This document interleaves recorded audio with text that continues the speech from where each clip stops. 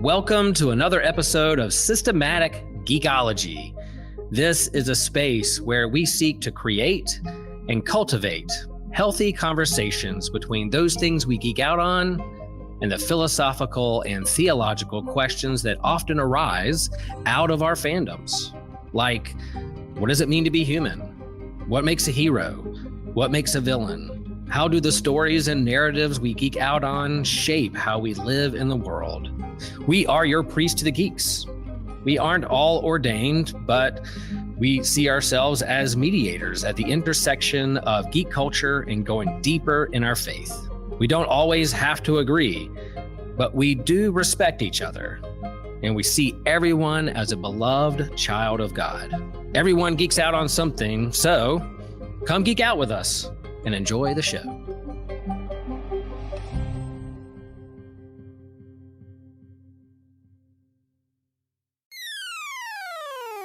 You're listening to an Inosuke Ministries podcast. How far would you go to save your sister's life? This is Systematic Geekology. We are the Priest to the Geeks. Today discussing the anime and manga Demon Slayer. You've heard us talk about it before, but we decided to keep going because guess what? More has been released since then. And I'm joined today by two wonderful co-hosts. I, of course, being Christian Ashley, with Elizabeth Pangaling and Clyde, co-leader of the rebellion against Joshua and all of his many, many evils. How's it going, Pang? Hello. It's going. It's going. Yeah, I understand that completely. So I'm also joined by someone who was on the last episode when this was discussed. If I'm remembering, yes, I am remembering correctly. Alex Matthews. How's it going, Alex? I'm going good. How are you doing? All right. Yeah, we get to talk about Demon Slayer, have a fun day. Yeah, let's do this. So, ladies, I'm used to saying gentlemen, and I'm sorry. That's very sexist of me, I suppose. It right. Ladies, what has everyone been geeking out on recently? Christian, when is this going to be aired? Who knows? Okay, we probably have some time. So I think it's funny. I just decided to do this in the moment. So Josh is going to have fun editing this. So I'm pregnant. So I've been geeking out on all the baby stuff in nursery. Congrats. The nursery is going to be My Neighbor Totoro. So been geeking out on that a little bit. Yes. Oh, yes. Yeah. I wish I could see Josh's reaction right now as he's editing this. Pang shared this with me last time we recorded, so I've had to keep it secret. So I'm so glad you decided to do that. Because when we recorded, it was the day I found out last month. So I was like, hey, that's right. It was off air. So now I was like, by the time this airs, I think I'm pretty out the danger window. So beat that, Alex. Definitely can't. But I guess my recent geeking is The Pit and Demon Slayer, because I did see that. Oh, and Wicked for Good. I saw those recently. Yeah, I saw that too. Good. Sad. I'm not the biggest Wicked fan. You can hate me all you want. Everyone come at me in the comments. But it was still good. I'm just, I think I'm not like a big musical fan, and I didn't like grow up. You know what I mean? Like, I didn't really know about Wicked before I saw the movie, so I didn't have the nostalgia tied with it. But that's a whole nother episode. That's fair. Yeah, okay. Well, since I also can't beat Pang and her wonderful news, I suppose I'll go with mine. It's a wonderful thing. I'm just being a jerk on purpose because I love you. Okay. I have been decided, you know what? Why don't I just start watching every horror movie from when it was actually made? And so I've been in a silent film era right now. And I've seen a lot, but there's 4 I want to focus on real quick. The Student of Prague, The Plague in Florence, He Who Gets Slapped, The Man Who Laughs. Oh man, they're so great. I had never, heard of The Man Who Laughs before, and all these. Man, I'm so glad I got into it. Had a lot of fun watching these movies that a lot of people obviously haven't seen before because of how old they are. Now, moving on from the Geeking Out section, we're going to be discussing Demon Slayer, which has been one of the most popular anime to have been released in modern years. Has a huge following, and they've released movies that have made box office records in Japan and America, if I'm remembering correctly. So, ladies, how would you like to help me describe what Demon Slayer is? It's good soup. Good soup. No, I'm just kidding. Demon Slayer is an anime about demons and the people who slay them. Specifically, following did you like that? I don't know. I'm goofy right now. Specifically following a brother sister duo. Pretty much the brother Tanjiro had his whole family slain by a big demon, and one person survived, Nezuko, his sister, but she ended up transforming into a demon. And so the whole purpose of the show is him getting stronger and finding a cure for her. And so he becomes a demon slayer in the process to get closer to the cure and the demons. Oh, not the demons, but the demon core and all that stuff. So fill in the gaps, peeps. Yeah. That's a great way of setting it up. It's Tanjiro and Nezuko are brother-sister pair, starting off. Their family is all wiped out, as Pang has said, and Nezuko turned into a demon. And by the rules of this world, when you turn into a demon and then you eat someone or like take their flesh or blood or something like that, then you become like irrevocably evil. But everyone assumes that when you just become a demon, that's what happens. But Tanjiro is willing to fight for his sister long enough to give her a chance to like live on. And it's basically his quest to figure out who's the demon who killed their family, but also how can I heal my sister and make sure that she doesn't become a full demon. Anything you want to add, Alex? No, I think that's basically it. I feel like along the way too, he's like also trying to figure out I don't know how to say what I'm trying to say. Because he's trying to merge like the fire dance with his dad to his style. So I feel like he's also trying to like, he's figuring out more things about his family. Yes. And his dad, like along it. Oh, I don't know how to explain it. I mean, there's a lot here. I mean, it's only 200 some chapters in the manga, and I can't remember, we're in season 3 or 4 now, coming up soon. There's another movie being released, and then they're going to do a season based off of the movie and beyond that, like they did with the last one. So there's a lot in here. It's a lot to cover. I'm trying to think of what else I was going to say there. Oh yeah, this is also taking place. Like, typically, if you were expecting something like this, it'd be like in a feudal era Japan. This is really Japan on the cusp of the Industrial Revolution. After having been opened up by Admiral Perry in 1953, Japan started to modernize a little bit more, seeing they were behind the curve.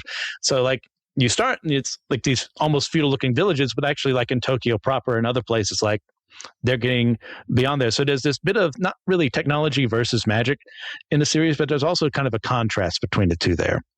So what was our introduction to the show? I just put it on Netflix one day and watched it. Easy as can be. I think a friend of mine put me on. I can't really remember. Yeah? Yeah. Oh, it's been a while. We're just scrolling through and just picked it. Yeah. When did the Demon Slayer anime release? I want to say, 2019. Wow. Yeah, 1 year pre-COVID, as we all have to name things now, as we suffered through that time. I got into it. A friend of mine, we were meeting up that day to play D&D, and everyone else was late. So he's like, "Yeah, let's put on the first episode of this. I watched it earlier. I want you to see it too." And I was clowning on it just primarily to mess with him. But I was like, "Oh yeah, this is pretty good." And especially when I learned it was being animated by UFO Table, however heck you want to say them. They're the people who are behind Fate and animating that on the anime spectrum. They've done a great job with it. They're one of the top tier companies for a reason. And they really found a great way to make the animation flow well, the characters move well. It's a really fun show. I mean, it's when we get to the ratings, so you're going to think I hate it, but like, no. Like, trust me, I love this show. I've just seen way better. So speaking of all that, as I give away and my co-hosts look at me in anger and disdain, why don't we get into the show proper? Thank you all so much for your time listening to this episode. If you want to help sponsor our show, but you can't quite do the membership thing, commit to that once a month payment, good news, you can leave a donation on our Fourth Wall website. You also can get some free content over there. So if you don't have the money for the membership, but you still want to hear some of the extras and bonuses we do over on Fourth Wall, there's an option for that. If you want to support the show without that commitment every month, again, you can donate over there. Every little bit helps. You know, our show has a lot of needs when it comes to equipment, when it comes to going to some of the events we want to go to, advertising, getting the word out about our show. It takes a lot, and we really appreciate each and every person who's able to help us do it, even if it's something free, just like the free membership or leaving a rate and review on our site. Every little bit helps. Your time listening to this helps. And we appreciate all of you. We're so proud of the community we formed over at Systematic Ecology, and we're very happy and we're proud that you're a part of it. Thank you so much for your time and for being a part of this community. Who's our favorite character in the show? I would definitely say Inosuke. Excellent choice. Favorite. Yes, he's so him? funny. He's funny. He's cool. He's still a mystery to me at this point, because I haven't read all the manga yet, but yes, I'm caught up with like all the anime and the movies and stuff, and he's still a mystery. Like, where did you come from? Like, how did you create your style of swordsmanship? Like, I don't know. He's just really cool. He's got a very unique breathing technique compared to everyone else. Very self-taught from living out in the wilderness. Yeah, excellent pick. Pang, what about you? Mine, gosh, am I saying his name right? Zenitsu. I just say my yellow guy. Number one, because yellow is my favorite color. And so when I had to choose my Udi, I was looking at all the different patterns and I chose his because it was yellow. So solely based on his robes are my favorite color. And he's funny. He makes me laugh. So. Okay. Plus, I mean, the movie, he flipped a switch. So that was kind of fun. Oh, yeah. That was pretty cool. Yeah, we'll get to Zenitsu later on because he's one of those characters a lot of people have very hard feelings about it one way or the other. I ultimately like him, but I get why someone wouldn't. Now, I am also with Alex here. Inosuke is my guy. You've got this feral child, young man who has adopted a boar's head to put on his head, fights with two swords that are like broken and jagged, and doesn't really care about social norms or anything nice. It's like he's blunt, he's to the point. There's a demon there, I'm going to kill it. What do you mean? You're telling me I need to think and strategize? Well, that means I need to hit it harder. And, sometimes it's just nice to have someone like that around who's not like the brightest, but they're still ultimately, when you actually get to know him, pretty kind and loving and generous. Like, he doesn't kill Nezuko after he learns the story, like, even though he really wanted to begin with. He's a lot of good fun. And I'll throw out some dark horse picks too for this. Like, I really like Kanao, who is the understudy of, goodness gracious, I just had her name in my head. One of the main Hashira, Shinobu. Yeah. And she's one of those characters who doesn't really stand up for herself at the start.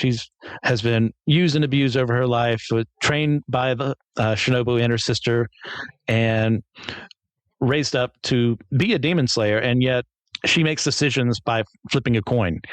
And there's some really great scenes between her and Tanjiro where he stops her from doing that and gets her to like make her decisions on her own. And she has some great moments later on too, like standing up to demons you guys haven't seen yet, to like talk down to them. That's something she never would have done before, like meeting Tanjiro. And there's also some really nice romance between the two of them. I mean, obviously this is shonen, so not too much is shown, but there's enough. We love romance. Yeah. And Shinobu and Mitsuri, I love them too. So, moving on from there, do you have a least favorite character? Oh, I don't think I do. Okay. Mine would be the loud butterfly girl that helped them with the recovery. She was just really annoying. Oh. You know what I mean? So, Shinobu? Not Shinobu. It was the one that was younger than her. And in blue? Kind of like, maybe. She had like blue butterflies? Yeah. The blue one. But like she would she was in the rehab episode helping them like get recovered and stuff like that. Never. Oh, but I mean, like if I had to choose, like she was kind of annoying. Maui? Maybe, I don't know. If I didn't like her, I wouldn't have learned her name. That's so on brand for you. And of course, even more on brand, you hate a woman at that. Whatever, it's fine. Whoa. Pang is the biggest misogynist we have on the show. I am. I actually wear it proudly. I know that's why people hate my yellow guy, because he just loves love and people just hate love. And I get it because they're wrong. Oh, that's wonderful. Yeah. I am going to pick a controversial one as my least favorite. And I'm actually going to pick Tengen. And I know people really like him because he's cool and he's got 3 wives. And that's part of the reason why I'm not big on it, because it tries to make it think like, oh, this is totally possible. And everyone's going to be all nice and happy. And one man can definitely please all 3 of them, the 3 at the same time. And it's just wish fulfillment and nonsense. And yeah, he's got cool techniques and stuff like that. I'm not getting him there, but like his attitude and demeanor, I'm not big on either. It's big. You just do these things because I say them, and it's not fun for me. And I know that's definitely not the most popular opinion, but it's mine, so I'm going to keep it. And I'm not Joshua, so that means that I'm right. All righty. Okay. So do we have a favorite arc from the series or a favorite set of episodes? Maybe the train. Well, it's between the training one or the one like right before it, because I really liked it when they went to the sword. The village, yes. Yeah. But because if I had to pick a favorite, Hashira, you can't make fun of me because I'm pregnant. So everyone don't laugh. Hashira. Anyway, it's the mist guy. So I love the mist, Hashira. I don't know why I keep on trying to say it. So that's why those 2 are my favorite, because he's just so funny. He's so like deadpan, but then he gets so excited whenever whenever Tanjiro comes. He's like, Tanjiro, hi. It's like, and I feel like that's me, because if I don't want to like hang out with you, I'm going to be deadpan. But the people I like, I'm like, yay, hey, I love you. Let's hang out. But if I don't want to hang out with you, it will show on my face. So he's my fave. Fair. Alex? Yeah, I would definitely say it would be a tie between the entertainment arc and or the Swordsmith Village one. Yeah, I don't know. The fight scenes and all those were just really good. Well, they're pretty great. And this is one of the best parts of the show, is that the fight scenes are animated extremely well, very fluid, which makes something that I'll bring up later on here very disturbing, because I'm not a fan of it. But you know what? It's fine. We can ignore what's being said there for that part. I have a hard time actually, and this is my own question, so I should have been able to just answer this. But I actually really enjoyed, I think it's called, the Natagumo mountain arc. That's the one with all the spiders. And as someone who hates spiders, that is like one of those things, it's hard to watch things like that, but it's also very satisfying to see them die. And they kill them really well in this one. This one we get introduced to some of the other Hashira at the beginning too. Then the next arc isn't that bad either. When they are recuperating together, we actually get to meet the Hashira for real. Or if you want to be all English about it, pillars. It's just nice, once again, just to see a bunch of spiders die. And yes, I know they serve a purpose, and that's great, but just don't get near me, and you can live, and it's fine. Fair. So now that we've gone from arc, what are we going to fight? Is there anyone that's like, that's my fight, that's my favorite? Ooh, my favorite fight is Nezuko in the entertainment arc, where she levels up. Yes. That's a good fight. And then wasn't that also when they kind of gave those upper level demons like PTSD or something, like gave them flashbacks of like the first time she whichever fight that was a good one too. I think you're right there. And it's such an important moment for her too, because she's like been on the sidelines for so long. Oh yeah. And part of that, for a reason, it's like you don't want her, because what they do is they divine a special little muzzle to make sure that she can't bite anyone, but like she can still like use claws and stuff like that, because like she is still turning into a demon. It's just not all the way because she hasn't given in to everything yet. But she gets a moment after like however many episodes, however many chapters, to actually get out there and like show that she can fight just as well as the boys can. Yeah, that's a great choice. Yeah. Bang. I was going to say entertainment or District 2 just as a whole. It was a good fight scene, but I don't really love fight scenes. So yeah. Right. Then we all get into this for different reasons. Yeah. And that's fine. I mean, that arc as a whole is really good. I mean, yeah, I'm not big on Tengen Uzui and his wife harem, but like there's plenty introduced there of like dual demons who can share the same body. We go with Daki and her brother. Zenitsu gets some really good moments in this one, and Inosuke gets some good moments. Yeah, and Tanjiro himself does too. It is really funny to see them like forced to look like women, and they just look awful. Just like the ugliest women who ever existed. Sorry. That's because they're guys. That's a good one.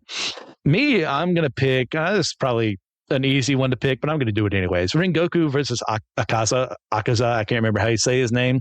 When they're on Mugen Train, it's like, oh man, what a great dying moment of awesome for him in the midst of all this arc. Like he's set up as someone who actually cares about Tanjiro and his friends, and even for Nezuko to an extent, to make sure that they're being taken care of. He's a nice guy compared to some of the other Hashira we meet who are a bit more standoffish or afraid, which naturally wouldn't you want to be in a situation where every other demon has turned out bad.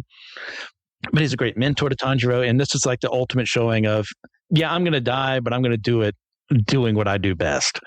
And yeah, the animation for that movie is phenomenal. Like other people have said it far better than I, but that fight is definitely up there for me. Okay. So one thing that happens multiple times over in the show, and pretty much every time, if I'm remembering correctly, is right before, these demons die, you kind of get a moment where Tanjiro gets a sense of who they are. Does that the whole sniffing thing, and we get a flashback of that demon's life. And it's always this super sad backstory. It's like, I wasn't respected as a writer, or, I was dying and this happened to me. Like, how is this idea handled in the series? And do we think that these demons that they're fighting are worthy of any kind of sympathy? Yeah, because at least not all of them, I don't think, chose to be a demon. Mm-hmm. They did not choose that life. Like, not to give any spoilers of the movie, but with Akaza's backstory, bro, I was bawling in that theater. I was so sad for him because he literally did not choose that. Like, he didn't want any part of being a demon. That was forced on him. He didn't even get a choice or a chance to react. He it just happened. So yeah, I think some of them do deserve some sympathy because they didn't choose that life, and their past life they had it really rough, and they just wanted to survive and be better, but somehow forgot all about their humanity after that. So Understood. Pang. Yeah, I'm in the same boat because if you look at some of the demons past, like especially like the brother sister from the entertainment arc, like even in their demonness, they weren't as demonic as some of the humans that treated them that way, if you think about it. And so you should just give grace. I love grace, even though I talk a big talk. And so of course, I mean, granted, it's unfortunate their circumstances, but it was shown that some demons rised above and kind of kept what we would call like a level of their humanity still, so definitely have to bring justice and not let them, roam the streets killing and eating people. But also I like how Tanjiro puts it, kind of trying to give like a proper death or a proper send off, and he pays respect to it. So I think it's a good balance with how he does it. But then it also shows like he actually befriends some demons who want to fight alongside the humans and not want to be monsters. So, yeah. I'm of two minds about this. I like what you both said a lot. It's the idea of, so these demons, we'll get to like the big bad in a bit, Muzan. Like he creates them in this world after he himself was turned into a demon. And it's through him slaughtering people, seeing kind of those he sees some promise in, and his ultimate goal of no longer being under the threat of dying, because demons only operate at night. And they're kind of like vampires in that sense, or some iterations of vampires, and that if they're up while the sun is around, they burst into flame and die. So his whole thing is trying to find a way to not die in the sun and actually be dominant in the night and day so that no one can fight against him. And Nezuko is a huge reason why, and I can't remember when this is revealed. I want to say it's in the entertainment arc, that he's interested in her because along the way, she gains some resistance, if not outright immunity to it. And that whole goal of like wanting every demon is created for him to control, to his ultimate goal of taking over the world, or just being in charge of Japan or whatever it is. Sometimes it's kind of hazy. I'm not big on that, but at that same time, these people were people before they became demons, as you both said. Like some of them were literally on death's door, and he offered them a way out. And in a moment of weakness, like they agreed to become this thing that they normally wouldn't have ever done in their past life. But now they're consumed by this hunger and this desire to dominate and to control things like he does. But it gets a little obnoxious when it keeps happening every single time. And that's where I kind of lose some sympathy, because like, oh gosh, I can't wait for this moment. They're not really a bad person. They just got changed into one. It is when it happens every single time, it loses its luster. Mm-hmm. And I'm fine with it happening because, yes, I'm with you, Pang, too. Like, I want to extend grace to people who don't deserve it, because that's exactly what was done for me. That's what was done for all of us who've accepted him and repented. But that's the key part, though, is that they didn't. I can understand where you come from, but I can still say, no, you're still a monster. Does that make sense at all? Yeah. Yeah, that makes plenty sense. Okay. I'm glad I'm not just crazy. I mean, well, you are crazy, but yeah. Oh, I mean, that's another story. Yeah. That's for a different episode to handle. All right. So, like we said before, the major part of this series is, one of the major reasons is for Tanjiro to find a way to heal his sister Nezuko of this demonic virus, as it were, to make her fully human again. But he didn't know this was possible.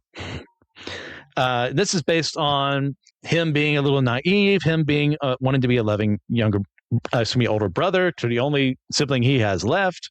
So, like, based on the information presented to you at the time, right before Nezuko gets saved by him, and was it Giyu? Yeah. Would you have saved Nezuko after she turned into a demon? Well, you have to think too, at this point, he only knew rumors. He didn't think demons existed. So I feel like his shock has to be playing into a factor. Because if I didn't know what was happening and I was ignorant of demons, so it makes sense why he has hope, because if she transformed into one, it makes logical sense she could transform back. But like, knowing, if I was already like knew about them and knew they were running a muckus, nah, I'm killing. It's like, I'll cry, I'll be sad, but I mean, I'm gonna fight you and kill you. Jeez. Alex. I would if I believe like there's still a chance, if there's a chance to save her, then I would take that chance and try my best to achieve it, because I don't like to quit. So I would definitely save her. Yeah. This was one of the things when I first saw the first episode, I was like, why would you do that? It's like, but then I understand, because that's who Tanjiro is. He wants to save his sister. She's all that he has left. He's already lost his dad, and then they lose their entire family together. Like, she's his one connection to family. But me, I love my siblings. You're on the chopping board now. Like, game over. I'll set the fire myself. If this means that no one else has to die. Based on the information I have presented to me, I don't know if it's even possible to, save you from any of this madness. So, I mean, you can call me heartless as much as you want. Like, game, set, match, you're gone. And I will mourn you, and I guess I'm a demon hunter now, a Hashira. Whatnot. I'd become a Hashira if you're one of the Bane guys. Sorry, got ahead of myself. That's how important I think I am. I start off as a Hashira. Hello there, listener. This is Evan Garcia, and I just wanted to jump in here to remind you and to let you know of our Facebook groups and our Discord server. These are great communities where you can post and share memes and talk with the hosts, and we have votes and some polls for future episode topics and fun interactions with our host. So just wanted to remind you that we are focused on community with you listeners, and we love each and every one of you guys listening. Thank you guys. Nice. And this is something that's been debated for a while. Like, in the fandom, and it makes sense too. Like you have people proponents on one side or the other, and I think they both make good arguments. I'd argue the Tanjiro side is a little more naive, but this naivete that's a huge part of who he is as he grows, that actually helps him out in the long at the end of everything, because Nezuko is super important to the plot as time goes on, because he decided to be merciful. So I mean, I can't say that I'm right, because that's what happens in the series. Yeah. All right. So these are all, as mentioned before, taken under the machinations of our main villain, evil demon Michael Jackson. I know that's tautology, but Muzan, I'm not going to bother saying his last name, is our main villain here. How effective is he as a villain for you guys? I just love that he looks like Michael Jackson. I think it's hilarious. He's the coolest villain that I've ever seen. So yeah, the fact that he was like modeled after Michael Jackson too, that's just really cool. Was he modeled like that on purpose? Because there's no way it's a coincidence. I think so. I was told that it was on purpose. I've never looked into it, but I wouldn't be surprised. Yeah. It is quite fun. I mean, I think he's a great villain. I think it's diabolical that Home Dude has a freaking wife and kid as a cover, and he's just like, we'll let him die in an instant. I'm like, I can't think of anything more villainous than that. Like, that just shows absolutely no humanity. Or like whenever he was pretending to be like a little kid. Oh, you know what I mean?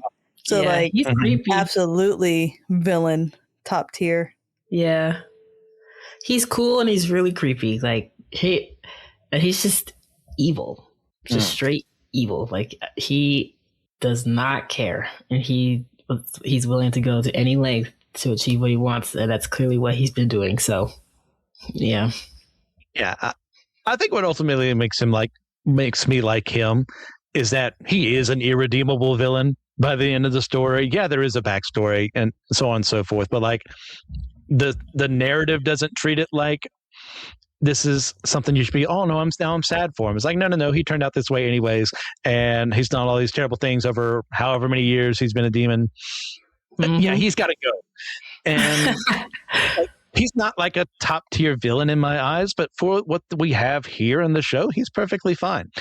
He's got the menace. I mean, that scene when Tanjiro kind of sees him with the wife and kid, and he randomly like kills one guy in the crowd super fast. No one else can see it except for Tanjiro, to turn him into a demon so that he doesn't have to worry about being fought by a demon slayer. Diabolical. That man's life literally meant nothing to him. I think it was God. Yeah. And that's a great way of setting up your villain. Yeah, you can argue all day he probably should have just killed Tanjiro there, but the story has to go on. But to show that he doesn't care about human life, he'll do whatever it takes. If he has to mask himself as human for a little bit just to get what he wants, he'll do that. If he has to murder a human in like a split-second decision, he'll do that. And as time goes on, you see like this drive for him to gain that immunity to the sun, because he just can't imagine a world where he can't have dominion over everything 24 hours a day. And all the links that he's gone to take that, just so part of this is that so he can get to this flower. It's like the blue spider lily or something like that. That gets more about this is revealed as time goes on. That's an interesting motivation and all that. I'm fine with him there. I would argue at the end of the series, I don't know why, but it just feels like it was rushed. I mean, there's still great moments that happen.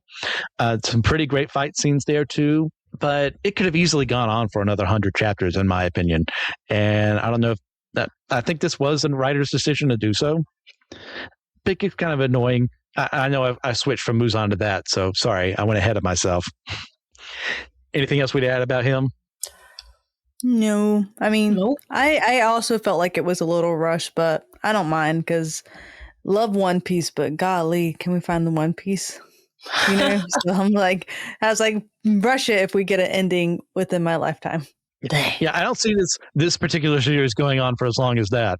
But I think another 100 would have helped round out things a bit better. But you know what? That's fine. So, brought up earlier, we get our good boy Zenitsu. And on the Western side of things, he is hated way more in Japan for the ideas of him being a coward and ability to be competent unless he's asleep. And Japan, it's a little more seen more favorably because they're okay with certain aspects of that. Like, what are our thoughts on him as a character? Peng, you say he was your favorite. I want to hear more from you. Okay, well, number one, he's my favorite because he's yellow. And so if I'm going to dress up as someone, I'm going to choose the yellow character, all right? Number two, I think I like him because I know everyone hates him. So there's that. Number three, he's funny. And he just loves love. Like, as long as you keep your hands to yourself, you can crush on people all day long. I mean, shoot your shot. You miss 100% of the shots you don't take. You know what I mean? So as long as, like, once she says no, back off respectfully, but I ain't going to fault you for putting your name in the game. Put yourself out there, yeah. Okay. Right. But yeah, no, he's funny. Like, if I had to be a demon slayer, I would 100% like cry. And like, I'll do what I have to do because I have to do it, but like, I'm not gonna want to do it. Fair. And, yeah, and in his like little like fall asleep, I mean, he was traumatized. He didn't really have a choice. I mean, that's why he becomes a whole like bad booty when he falls asleep, because I don't know. Something unlocked within him, but I liked how they flashed back to his training, and I mean, he was the same little coward, but he does it scared, so you got to give him props for doing it scared. Mm-hmm. Yes. Oh, yes. Yes. Yeah, literally the same thing. Like, I think he's great. He's funny. He gives comedic relief, I think, in a lot of really serious moments. And like Peg said, like, he does everything scared. So is he really a coward if you think about it? If anything, he's probably the bravest one out of the bunch because he's still going to get it done. And then I think it's, let's see, when I was first introduced to him, I did think he was kind of weird. But then when he fell asleep and cleaned up all them spiders, I was like, oh, he's one of those. Cool. Yeah. But then in the movie, he just locks in, not to spoil anything, but he locks in during the movie. And that was even cooler to see. So he has what it takes. He just needed a wake up call. But yeah, he's really cool. I think it sucks that he's hated by a bunch of people because I think he's amazing. I think the major reason why is because of people's first impressions are coloring how they see a character. And this happens all over the place. Because their first reaction to him is my first reaction to him. It's like, this guy is insufferable.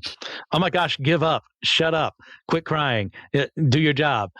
But that's the first reaction. Mm-hmm. As time goes on, I see a little more of himself come out. Like, as time goes on, he doesn't need to go to sleep to get things done. Like, he becomes a little braver. He gets a little more open. He's not as what's what I'm looking for here. He's not as girl crazy, but like he's still like looking for someone. And there's a really cute moment between Nezuko and him. I'm pretty sure it hasn't been animated yet, where he's like, "Hey, back off from my wife," and she's like, she just like kind of cutely says wife. And it's like the moments to the two of them, like I really appreciate that because there is something there to be shipped, and they're and appreciated between the two of them because he has grown as a person, just like she's grown. So yeah, I understand why people start off hating Zenitsu. I don't understand why they continue to do so as vehemently as they do. You can not like him as a character. That's one thing, but like to just hate him, I'm not really there with you. Yeah. Okay. So here's the part where I break everyone. Because according to the official, rulings and beliefs of the original creative team here, the wondrously beautifully animated breathing techniques that we see for this series don't actually have any elemental or physical characteristics and are just drawn that way to look cool. It's just people fighting with swords. What do we think about that idea? Boo. I don't like it. I concur. See, we all I don't like it. This is one of the dumbest things I've ever heard in my life. That's really stupid. Wait, so that's officially said? Officially said. Nope. I refuse. Then why'd you draw it? Why'd you waste everyone's time? That's what I'm saying. Like, why is it called water breathing? I could have just been swinging my sword. That's just how it's done. You move little like water. You don't actually conjure water or anything. That'd be ridiculous. What? Yeah, because demons are so ridiculous and it's so out there. This is so stupid. That doesn't make any sense. It'd be like saying that the Jedi don't actually use lightsabers. They don't actually cut through things. It just looks like it does. It's dumb. And I don't know, maybe they just wanted some realism there, but you really shot yourselves in the foot multiple times over, and your hands too, because you, like you said, drew it like it was being done that way. And of course, when it got into animated form, it looks 10,000 times better. Yeah. So don't you tell me it's not happening. I think they did that just to make us mad, so we would like read it or watch it again. No, I mean, that could be. because there are plenty of times too in the anime where they do make comments on like the specific. Oh yeah, like what is he doing? Yeah, like when what's his face? Oh, Tanjiro uses the fire dragon dance thing, whatever, on one of the demons that he like has different clones of himself, whatever. He like cut one of their heads off, and the guy was like, "Why is it burning?" Like he's saying it burns. Like I don't know. Yeah. He's commenting on how it burns his neck. And then when Zenitsu was doing the thing with the lightning, even Tanjiro was like, that sounds like lightning just struck the train. Like, sorry. Looks pretty real to me. Yeah. It's so annoying. I don't really understand why. Because it makes something that really is really cool into something that's less cool. And kind of, right. I mean, this is a shonen manga. It's like the definition of rule of cool. Why would you undermine that in any way, shape, or form? I have nothing like to add to that. It just, when I first read about that a couple of years ago, I was like, there's no way that's true. Mm-hmm. It's like, oh, no, it is. Okay. And on that tender note, that happy note, we're going to be moving towards the wrap up here. Today, also, we're going to be doing a special bonus question for you guys, and that question is going to be: what would we be the Hashira of if we were there in the story? So we've got things: we've got fire, we've got water, we've got insects, poison, so on and so forth. Love as a concept, so. Ladies have time to think there. Is there anything else you want to add before we do actually wrap things up? Go watch this if you haven't already. It's a pretty good one. Watch and read it. But yes. I'm not going to read it, but what you said. Yeah. Hank doesn't have time to read right now. For the bonus question, can I make up one? Obviously. Perfect. Yeah. I mean, I'm making up one. So rating and reviewing out of 10. What are you thinking? I always when I rate, I always think of, do I want to watch this again? Because very rarely I want to watch something again. And I would watch this again from the beginning all the way to the movies and stuff like that. Like probably whenever the new movie will come, I'll probably rewatch the whole series as background just for funsies. So because of that, I will give it an 8. Okay. Alex? I'll give it a 10. This is my favorite. All right. Well, here's why I bring it down again. This is a 7 for me. And wow. I would say anything above a 5 means I enjoy it. 5 is like middle of the road. I couldn't care less if this exists or not. Anything below that is there's something about it I actively hate. 7 for me means that I have seen way better over multiple years of anime watching and manga reading. And no, this series is good. I enjoy this series. I look forward to it releasing every week in manga form and anime form, when it does. So I get to see these cool fights and characters I care about. But there's just way better series out there. So that's where I stand. We go with 7, 8, and 10. Excellent ratings. Ladies, do you have a recommendation for the audience to check out? What have I been watching? You know what? It's crazy. I haven't really been watching anime, but I've been rewatching The West Wing. And if you guys enjoy any kind of politics, or watch that. It's pretty good. Alex? What do I recommend? Stranger Things. My family, we were talking about it earlier. I recommend that. 4 episodes start. New episodes releasing Christmas and then New Year's Day, if I remember correctly. Wow. Yeah.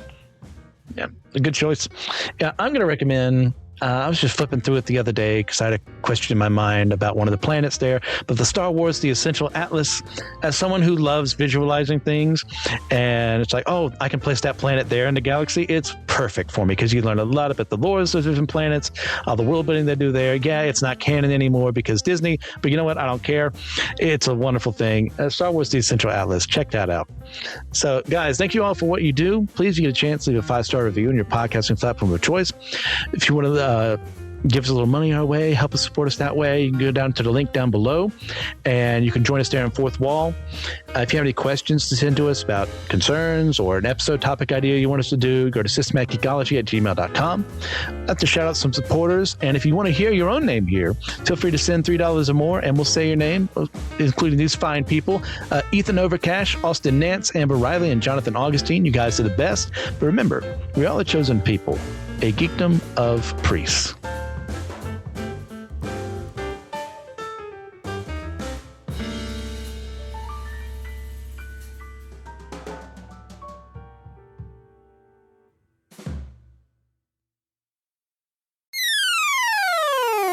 Howdy guys, I really hate to interrupt, but my name's TJ and I'm here to tell you about our new merch. We have incredible new stuff with Fourth Wall. We have just partnered with them as a new store. They have a lot more to offer, which means we have a lot more to offer. We can now offer you beautiful Comfort Colors t-shirts. They're so comfy. I wear mine all the time. And we've got it all now. Cups, hats, backpacks, pajamas. If you want your systematic geekology pajamas, you know where to go. My personal favorite is actually our Throne of Geeks shirt. It is Comfort Colors, blue, black, green, red, orange. And the shirts are just so nice. And the shirt itself, we've got the Throne of Iron geeked out because, that's our brand. We've got Mjolnir on there, the Buster Sword, Trident. Basically just the coolest weapons from our favorite properties are on the shirt instead of a bunch of normal boring swords from the boring series Game of Thrones. So check that out. And thank you.